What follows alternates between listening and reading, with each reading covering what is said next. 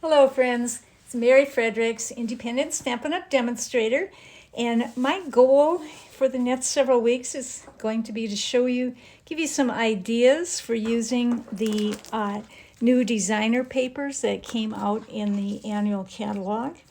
And this is the first one I'm going to do is Glorious Gingham, which, I mean, who doesn't love gingham? Come on, guys. And this uses all of the, well, let's see, 5 of the new in colors that they have, and aren't they pretty? So much to do with these, and they've got both the big side checks and the smaller gingham side. So I've had people ask me about the Stampin Blends, the alcohol-based blends that go on so smooth and beautifully, and whether you should use the fat end, the skinny end, the light or the dark first. So I'm going to show you a couple ways to do that real quickly here. This apple is really good for that. On this one I'm going to use the dark first. I'm going to use the fat end, and I'm just going to quickly, hopefully quickly, go in where the dark would go. The darker shadow under the leaf and around the edges, because of course we want our apples to look nice and rounded. Give them that three-dimensional look. Boy, it's a lot harder to paint on video than it is just when you're playing around yourself. So anyway, I think that should come up a little. And then I'm going to use the lighter one, just pull in a little more color, smooth out that edge of the dark side, and then bring in the lighter where it would go in the center of your apple. And as it dries, the color's going to show a little better. But, you know, if you want to go back in, if you missed a spot, go back in, add a little dark, you can always do that.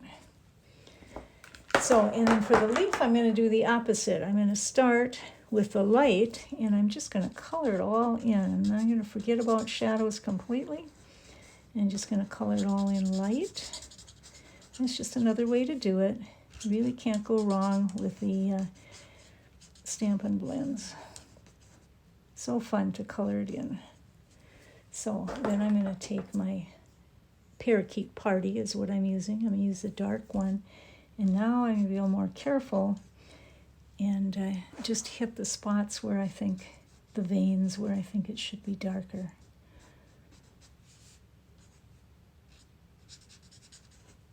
And this little flipped up area should be dark. There you have it. And then of course we got to have a little brown on the stem. And now I would go and run these through the die machine. This, I'm using the Apple Harvest set, and there's wonderful dies that go with it. So all kinds of things that we could be doing, but we're keeping it pretty simple today. A couple things I've done is for the words. I just stamped it here and ran it through this die. See, it's got that nice little stitching on the edge. I love that. The other thing I've done is I've used this die and done this beautiful scallop edging. And then you see I just laid it down. Now, I thought I would do it this way and just show a little bit of the white, but I really like it like this. So I think we're going to try it that way this time. Something that I discovered with this is that it not only gives you a scallop edge, it gives you this wispy too, like this. I don't know how it does that, but it cuts it out. So you get two nice little edges, which we're not using, but could make something really nice another time. So let's see if I remember how I want to put this together. I'd do it like this. And I think I want a little bit of white for definition. So this silicone craft sheet right here is a wonderful tool that I've just recently discovered, because You don't get glue all over your paper. That sticks on everything and drives you nuts. So I just want a peeking out little edge there. Okay. And then I thought, why not use a little bit of this? I mean, you could go crazy with all of this, but let's stick that on there too.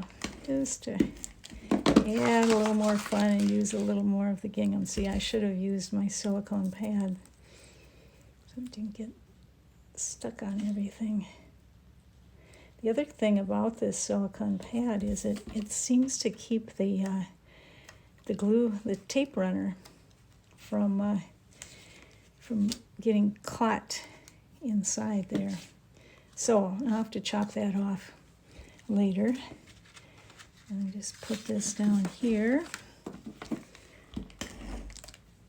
And see, either side would have looked really nice. Put together our sweet little saying. Don't you love it when they give you a die that just fits the words? The greatest gift is a good friend, and indeed it is. So then we're just going to stick our apples on there, however we want. And that's it. So thanks for stopping.